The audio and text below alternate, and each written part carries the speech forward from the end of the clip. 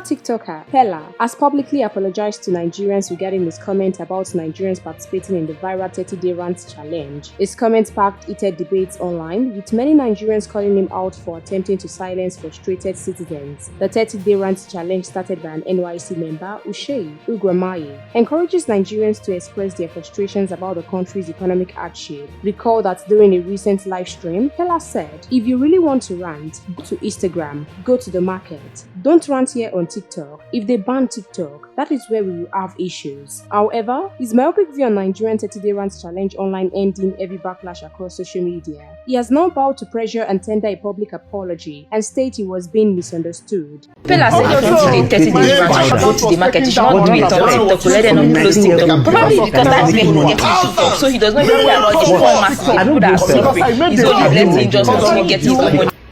Hello Nigerians, so I am here to tell you something that you guys don't know.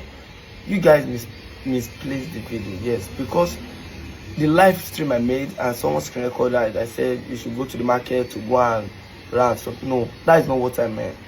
And a lot of people have been saying, I'm concerned about what me I go put for mouth. I'm concerned about what my own source of income. No, no, it's not only me that's on TikTok that is making money from there.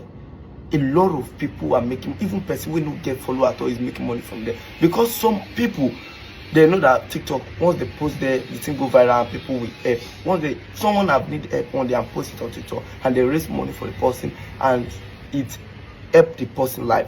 So you guys saying me I'm siding my own mouth only is not what you guys think. What I want to say is that we should all put hands together. We should go out there and fight the leadership. You guys are fighting me.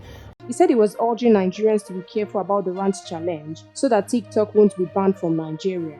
While this didn't sit well with some people, some supported Peller. You can as well drop your opinion in the comment box section below. We'll continue to supply you more entertainment news updates. Keep watching NaijaNews TV.